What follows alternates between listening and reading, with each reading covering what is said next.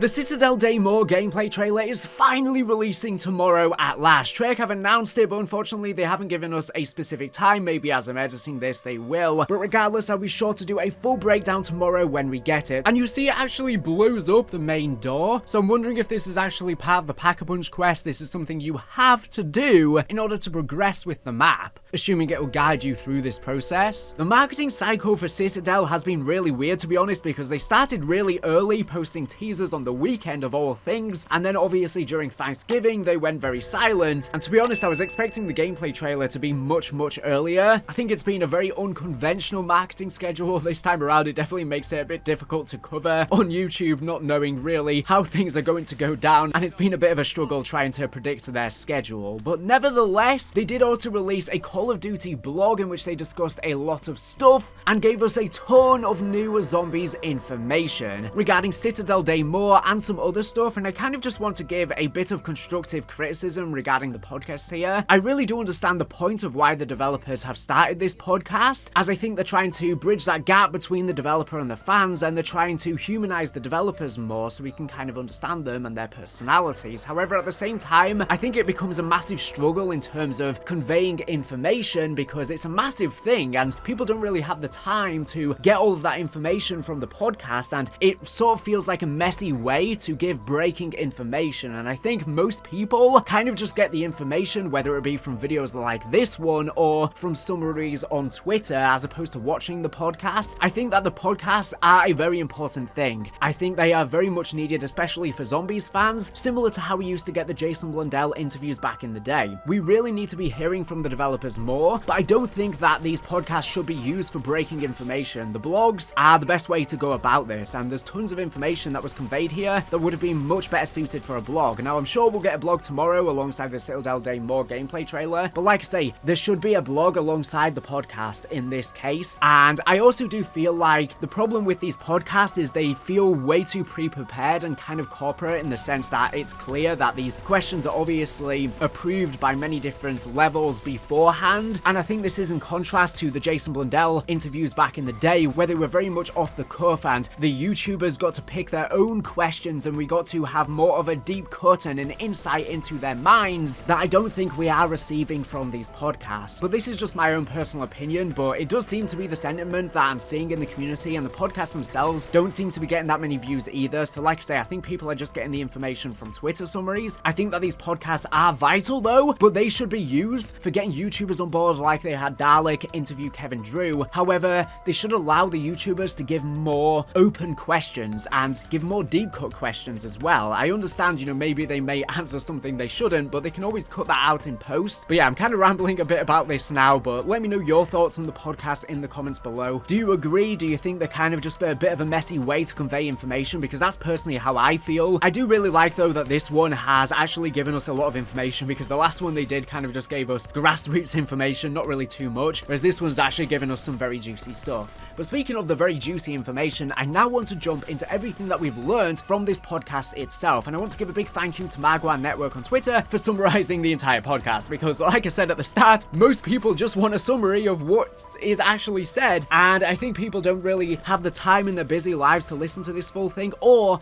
if they do have the time, they would rather learn more interesting backstory behind the development or get some less prepared questions. I feel like these podcasts would be better suited, instead of breaking information, we get information about content that's already released. So for example, we can ask about past zombies, maps and Easter eggs and lore, ask questions about them, about some of the theories that the community has, such as, I don't know, for example, the impossible Easter egg from Black Ops 3. Obviously, they're probably never going to answer anything regarding this, but these are the sort of questions I think would be more interesting to at least me, but I digress. The first thing we learned from this podcast, and this is really interesting, probably one of the most interesting answers that we've learned from this, is that magic is going to play a significant part in Citadelle Des Morts. So Kevin Drew actually said it's more just pure magic, like the roots of the Dark Aether, and tying into history and Arthurian magic. So this is huge, and it's actually something I've been speculating about on the channel a lot, because obviously this map is going to be about trying to find the Sentinel artifact and trying to learn where it is from Gabriel Craft. And with them reintroducing the Chaos story, it makes sense for them to go with a more mythological, magical style of storytelling, as opposed to the more scientific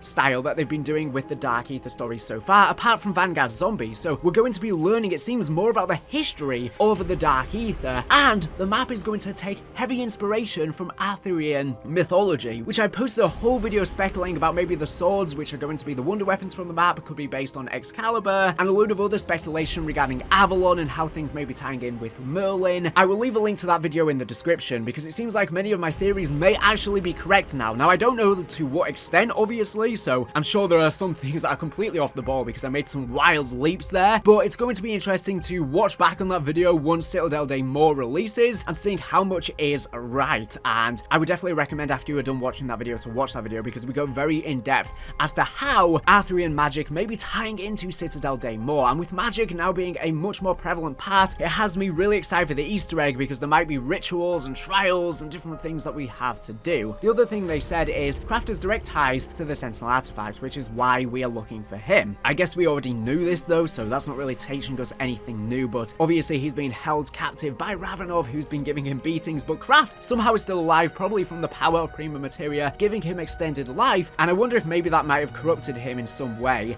But he's managed to unlock this magic power of the Dark Aether, and we're going to learn more about how the Chaos story ties into that, but he is hiding the location of the Sentinel artifact, not giving it up, and or the location of the key for it. Now, they also said Citadel is a big map, but feels more compact and claustrophobic compared to Terminus being big but more open. So obviously Terminus is apparently one of the biggest maps we've ever received, but most of that area is the ocean and dead space, so you don't actually go out to the islands and stuff that often, so we're going to be seeing a more condensed map. Whilst it's still going to be very big, there's going to be tight corridors, I assume, in many of the different chambers of the castle. However, we have seen some pretty open grounds in the village and some of the areas in the castle itself as well, so I do think there's going to be some open things, but they're going for a more condensed style as opposed to Terminus. Both Terminus and Liberty Falls are very open maps, so they're going for a stark contrast here, which is good. I think it's great to have changes of paces every single map. That's what makes them unique, that's what makes them special. And Kevin Drew said specifically that they're trying to get away from the facility maps and do more mythological and magical locations. So we know we're going back to Mansion and Janus Towers in the future, which will be more facility style maps, but at least in the meantime we're going to get a couple more out there maps. So I think it's good to blend different types so nothing gets repetitive. Now, Trek have also confirmed the speculation and the leaks here that yes, the wonder weapons for the map are going to be 4 elemental swords, and they have also confirmed they will replace your dedicated melee slots. So this also means that we're still going to be able to hold 2 weapons in addition to this,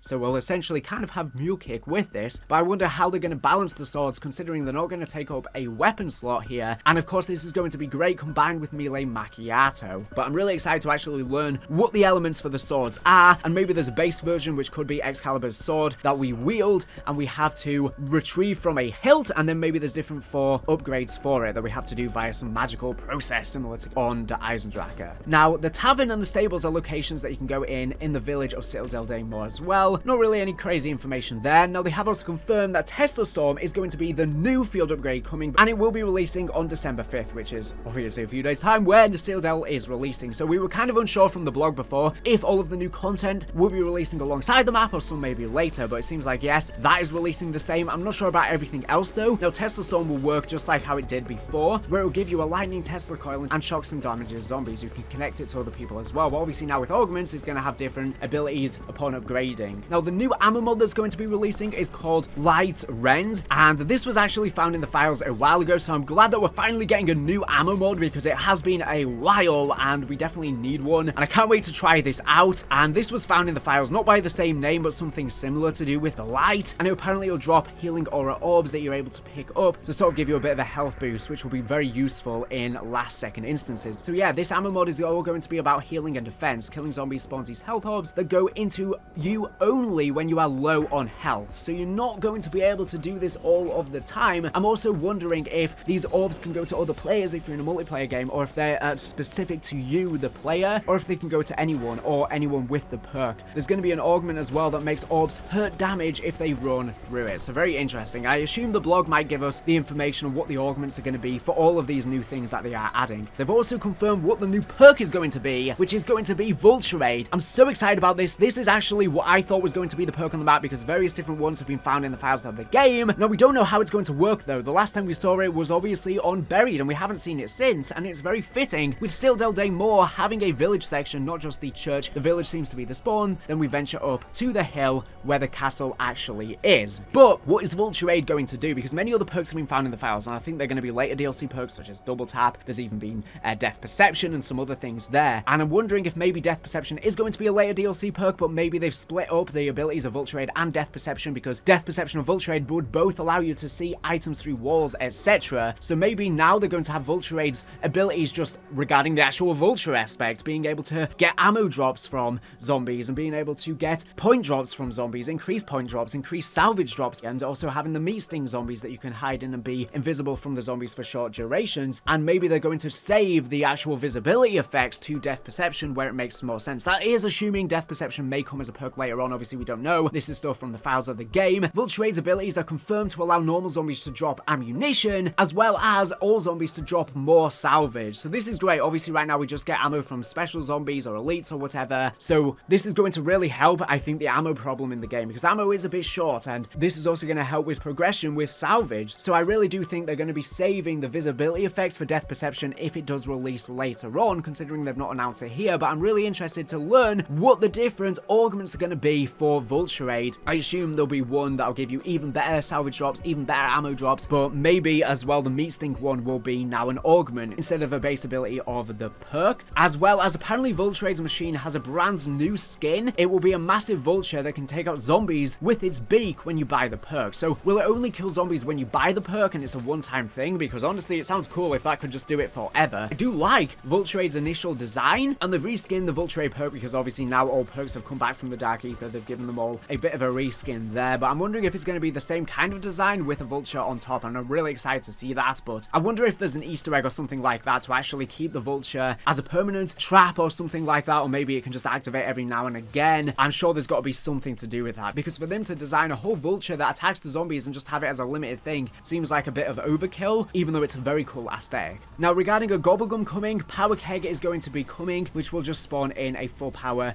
up to recharge your field upgrade instantly, as well as 2 new Gobblegums are going to be coming. One is called Timeout, which stops the round and gives you a lengthy break. So I guess this is kind of the alternative to a pause button, because right now there's just a 15-minute limit on pause because everything's running on the server side, and that's just really unfortunate. And I hope by COD 2025 Zombies they can change this, because that is just not great at all in my opinion. And I want to see a proper pause. This is going to be kind of the solution. They never said how long it stops the round for, so I assume it's giving you a certain amount of time. It won't be indefinite. It says a lengthy break, so maybe like half an hour or something like that. So it can be used as a pause, but this is also really useful if you are Easter egg hunting. You can pause the round, and I assume no zombies will be attacking you, and you can go around and look for stuff. So it's going to really change how the hunt works, but obviously people won't have all of these Gobblegums straight away, and they probably won't sell it in the store straight away either. But I also do wonder if you're not going to be able to use it on certain Easter egg steps, or if you're in a boss fight or something like that, because surely they're going to limit it in some way, because otherwise you're just going to be able to pause it whenever you're in a sticky situation, because otherwise, you know, you might just be able to get through the boss fights and stuff so easily. But I do like this perk. It's definitely a creative one, but at the same time I do want to see a regular pause. Now there's also going to be a whimsical holiday cheer Gobblegum, which zombies spawn with festive wreaths around their necks, so that's awesome. I can't wait to see that. Now there was also the duck one found in the files of the game, Quacknarok, which was in Black Ops 4 as an elixir. That'll probably be releasing at some point in the future as well, but not yet. We thought it was going to be this one, but it is not. Now we have some information not regarding Citadelle Des Morts itself, but regarding updates coming to the game, as well as some just insight. So the first piece of insight is regarding the fact Treyarch have announced Libby Falls has had twice as much playtime as Terminus from all of their player base data. Now obviously Libby Falls received a ton of backlash, mainly regarding the atmosphere and simplicity before release. But I always said, regardless of any criticisms it was receiving, it was obviously going to be the most played map, because it's the map designed for camo grinding, etc., and the more casual experience. So yeah, it shows that despite everyone hating, Terminus is getting way less playtime, even though I do think Terminus is definitely the more hardcore map. But even me myself, I play Libby Falls more, despite the fact that I like Terminus more, just because it's more casual. And I do think it's good to have that balance. At the same time though, Libby Falls could still have a better atmosphere. I really like the simplicity of the map and the basicness, but at the same time you could still have all of the good things about Libby Falls with still having a better atmosphere. I know why it is canonically, because obviously it takes place soon after an outbreak in just a small town, so there's not any crazy magic or anything like that going on, but I think at the same time they can always change the story. It's literally them writing it, obviously, and I think they can always come up with some excuse to have some sort of crazy atmosphere. Now some updates coming to the game is they're going to be halving the Mangler spawn rate in the higher rounds, so that's going to be drastically changing the high rounds in the game, and one of the biggest complaints is there's just way too many Manglers, as well as just special enemies in general, as well as they're going to be making their cannons easier to shoot off, so you'll be able to use any weapon to get rid of that, and this is going to make high rounds a lot more enjoyable. People have not really been enjoying the high rounds in this game, even though they're more challenging. I think that's not really the only thing. Now, regarding the Christmas update coming to Black Ops 6 Zombies, so Jingle Hells is back. We've known this for a while because it's been found in the files of the game, but now we have more information. So it's going to be taking place on Liberty Falls, and Liberty Falls is getting reskinned with snow, frozen rivers, etc. How awesome is that? And that kind of solves the complaints about the atmosphere as well, because this is going to give it a completely different atmosphere. I assume it's not going to be canon though, unless the outbreak on Liberty Falls just happens for a whole year and goes all the way spanning into the Christmas season of the same game. But I don't think that's going to be the case, to be honest, but we will have to see. I assume, like I say though, this is just a fun thing and it isn't canon. Enemies have new names and new skins. Arsenal Machine is gone, but this is fine because just like Cold War, you'll probably get the ammo mod drops regularly. From the presents, this is a way to get really buff and overpowered very quickly because you'll be getting way more items than the base version of the game. Snowballs return, which can be used to freeze and kill zombies. Snowball zombies drop presents. There are special rounds where you slow down and freeze, so you have to seek shelter. There's a new seasonal intro, so I'm guessing there's going to be a Christmas themed intro, at least for the map. I'm not really sure. Does this mean a cutscene or does it just mean an infill sequence? There isn't an infill sequence, so I don't know if it's referring to a cutscene or an infill sequence. Jingle Hells was in D Machine, but it really wasn't great when it was released there. But when you would spawn into the game, you would see the Megaton Santa flying off on his sleigh in the distance. I assume that will be back. Naughty or Nice power-up seems to be returning, which in Cold War either gave you 30 seconds of play count or a present, and the main quest will still be active, which was the biggest complaint about Jingle Hells in D Machine, is that for some reason they disabled the main quest and all of the side Easter eggs, which made kind of playing it feel pointless and lost a lot of its spark. And I really think it would be cool to have an exclusive Easter egg for Christmas, but they haven't said anything, so I assume that's not going to be the case. So it's kind of just going to be a fun mode to get more rewards from freezing the zombies, and from the snowmen you can receive presents and you can freeze the zombies and get rewards and loot from them, so it's going to probably make doing the Easter egg and doing everything a lot better. But honestly, even after Christmas is over, I think they should just leave the Christmas version of Liberty Falls in, maybe give you a 50-50 chance on which you get or you can choose, because why not? Like I say, there's been a big complaint of Liberty Falls, and I think it would improve the replayability to just keep that reskin version in the game, and I can't wait to see that. It does seem like this Wreath Gobblegums only going to be available during Season 1 Reloaded during the festivities, which is unfortunate. Why not just leave it in all of the time? I know it doesn't make sense the rest of the year, but why not? Like, it's literally just a whimsical Gobblegum for fun. I kind of